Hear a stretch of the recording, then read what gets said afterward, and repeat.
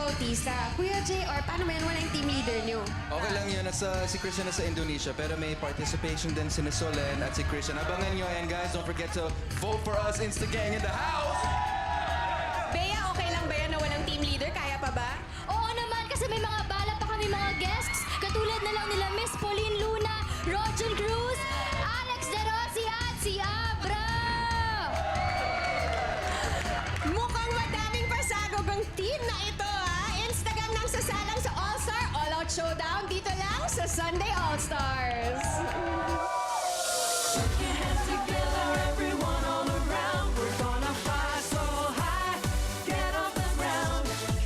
A lot of adjustments kasi Rafael, Glyza, Solen, and I are not big. So we're still sticking to OPM kasi we believe that's a core strength that we have. Pero now we're gonna up the level. So nandito kami ni Christian sa M&A Studio dahil may secret wedding kami. Actually, wala kami sa Sunday kasi may honeymoon kami. Gagawa kami ng video out of our own pockets para lang ipakita na I do care Kalaki ang puso namin. for Instagram for you. You like that? Yeah.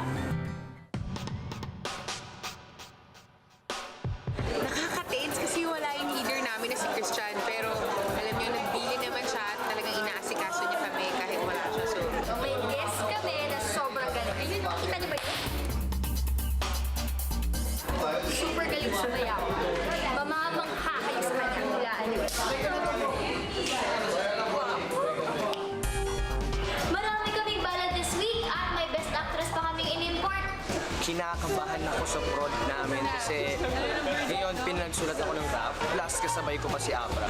Guys, I'm so excited to be part of Team Instagang. Daming tension pala sa bawat team, you know? Naaral din namin sa mga strategy ng Genevieve team. Magbigay ng cake, so dapat kami magbibigay kami ng mga lechon. Ayan. Tapos yung mga video na tutunan namin kay Julina, sige, gawa rin tayo ng video. Kay Mark Bautista, yung mga banda rito, banda roon, pwede rin pala yan. So, yun ang mga strategy namin ngayon. Kunin namin yung mga best nila. And then we'll come up with our own.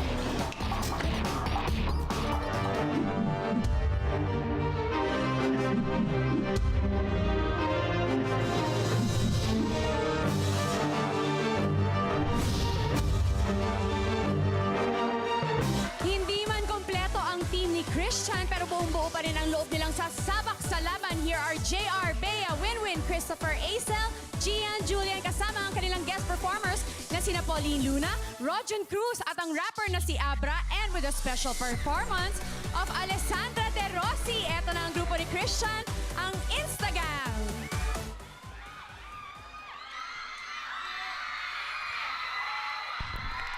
Sa buhay ko'y labis ang hirap at pasakit.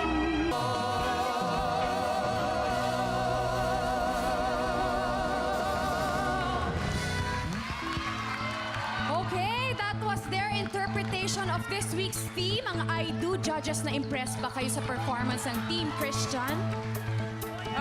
Sino na? Ako na muna. Sige. Ate Rich. Oo naman, nag-enjoy naman ako as far as yung entertainment value niya.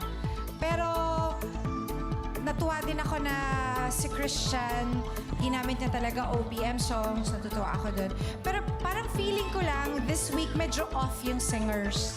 For me, Pero the dancers are really good. Yung singers lang medyo may nagkakamali ng pasok, yung ganun ba. Sayang kasi sobrang gagaling nila. But just the same, I enjoyed it. Sige, ito na. Sige, Ate Jaya. Nakalista na para mabilis. I like that you showed modern Pinoy. Old and new. Maganda yon. Barot saya and all the hip-hop outfits. And then well executed yung dance ni Win and ni Rob Jun. Maganda, maganda. Christopher and Abra, good job. Yes, it was shaky with JR and Gian, but bumawi naman sila. That shows professionalism. Just work on your ending kasi importante yun eh. Nag-vaudeville na kayo pero parang may hindi gumaganon, may hindi I mean, just work on it. And you guys did a great job. Sorry, judges, but the time is up. Pachincha na Maraming po, salamat. pachincha na. Thank you very much to our judges.